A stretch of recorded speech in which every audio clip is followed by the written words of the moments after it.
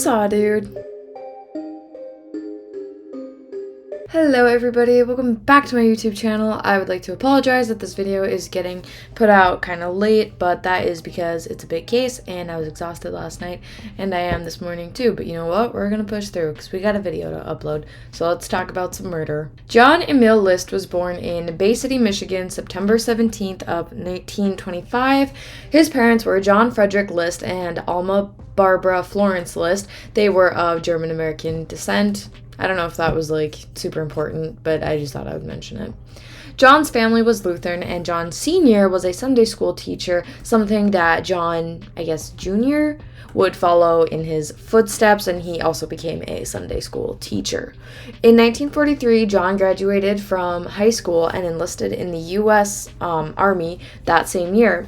He was a laboratory technician during World War II. The year after he enlisted, his father unfortunately passed away. After he was discharged in 1946, John went to the University of Michigan, where he got a bachelor's degree in business administration as well as a master's degree in accounting. So he was a very smart guy. He was well educated. When the Korean War escalated in November of 1950, John was recalled to active military service. While he was stationed in Virginia, John met Helen Morris Taylor. Helen had been married to an infantry officer who was killed in action in Korea. She lived near the base with her daughter, Brenda. On December 1st, 1951, John and Helen got married in Maryland before they moved their new family to Northern California. After the Army took notice of John's accounting skills, he was reassigned to the Finance Corps. I don't know why he didn't do that in the first place, if that's what he was educated in. Why didn't he maybe mention it? I don't know. After completing his second tour in 52, John decided to get out of the military and began working for an accounting firm in Detroit. Later, the family moved to Kalamazoo, where he worked as an audit supervisor at a paper company. That's funny because I'm watching The Office again for my 6th time maybe. I don't know. I thought that was kind of funny. It made me think of Dunder Mifflin immediately. While living in Kalamazoo, John and Helen had 3 children together. Patricia, John, I guess he would be John the Third. That's what I wrote him down as because there was John Sr., John Jr., and then John Jr. Jr.? No, I think it'd be John the Third. And Frederick. John was very good at his job and eventually was promoted to general supervisor of the company's accounting department. During this time, however, Helen began to drink excessively and became increasingly unstable, unfortunately. In 1960, Brenda got married and moved out of the family's home, so John, Helen, and the remaining kids that still lived at home moved to Rochester, New York. So they moved around quite a bit, and not just because they were an army family, but because of John's career. In New York, John had taken a job at Xerox, and eventually he moved up to become the director of accounting services. So like I said, dude had a good job. He really worked up through the ranks, it seemed. 5 years later, John was offered a job as vice president and comptroller at a bank in Jersey City, New Jersey. So a comptroller manages an institution's financial reporting and accounting tasks, according to accounting.com. I had to look that up because I had never heard of that term before. He accepted, and the family packed up once again and moved to a new state. This time, John's mother moved with the family and lived with them. They moved into a 19-room Victorian mansion in Westfield. You know a place is actually a mansion when it has a name, and this one did have a name. It was Breeze Knoll. Crazy, I know. Neighbors began to notice that the lights in the mansion were on day and night, and it didn't look like anyone was moving inside the home, which was very strange to them.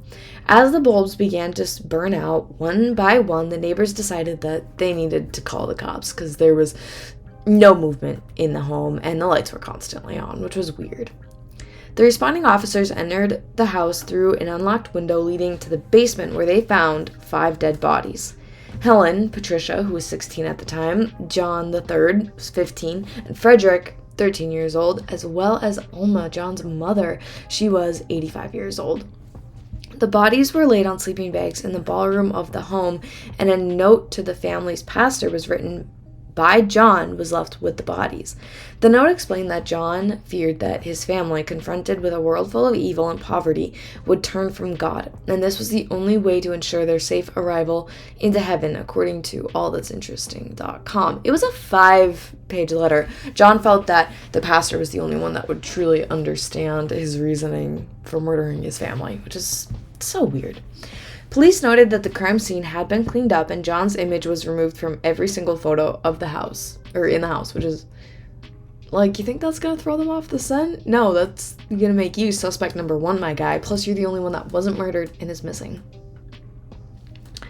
His car was found parked at Kennedy International Airport in New York City, and for 18 years, John List was never heard or seen from ever again. In 1989, an expert forensic artist created a bust of what the artist believed John would look like in the present day.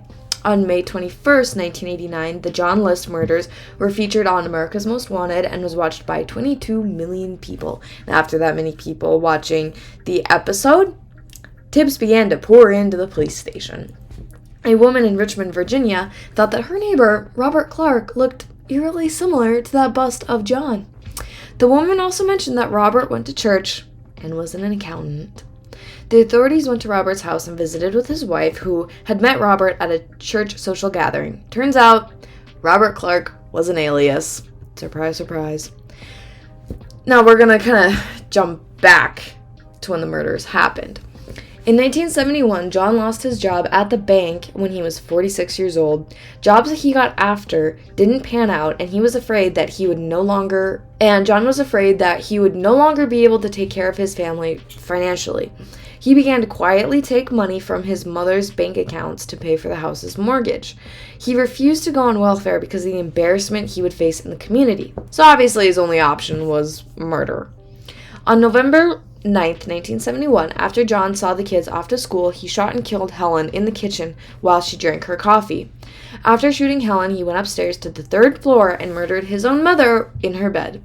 He waited until Patricia and Frederick got home from school and killed them off too. John made himself a sandwich, closed all the family's bank accounts before going to John III's high school soccer game and cheered him on. After he and his son drove home, John shot his last living son in the chest. He canceled the milk, mail, and newspaper deliveries to the home, and John contacted the kids at school to let their teachers know that the family was going on vacation and would be gone for a few weeks. He turned the lights on in the home and played hymns over the house's intercom system. So when the police walked in, they also were hearing religious hymns, which would just be like super eerie. He got a good night's sleep and then walked out of the house and wasn't seen for another 18 years.